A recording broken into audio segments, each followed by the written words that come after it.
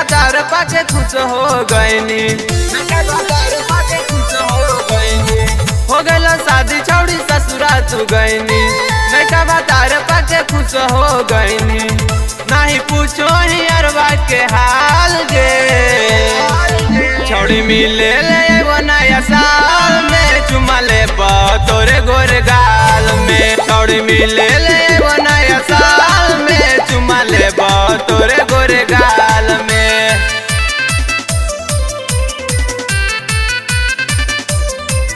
चुमा ले तोरे गोरे गाल में।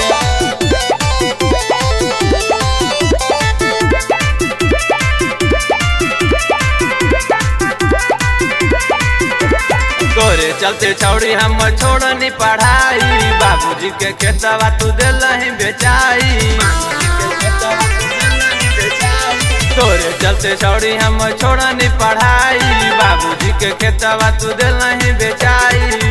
तोरा राखो लियो खुशहाल में, छौड़ी मिले ले एगो नया साल में, चुमा ले तोरे गोरे गाल में। छौड़ी मिले ले एगो नया साल में, चुमा ले तोरे गोरे गाल में। छौड़ी मिले ले एगो नया साल में।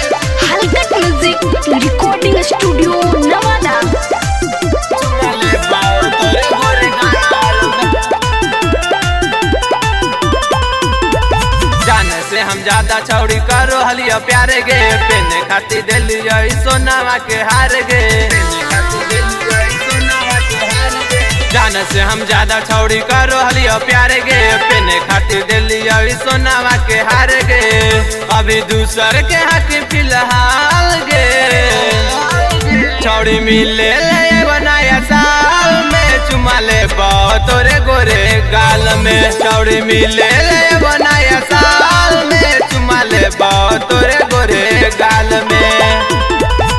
हो गइलो शादी छौड़ी ससुरा तू गईनी, नैका बाजार पाके खुश हो गईनी।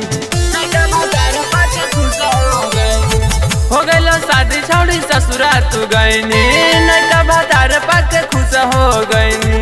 उपेंद्र गौतम पूछो तोरा हाल गे, छौड़ी तू खुश नया ससुराल में, नया माल पटेवे नया साल में।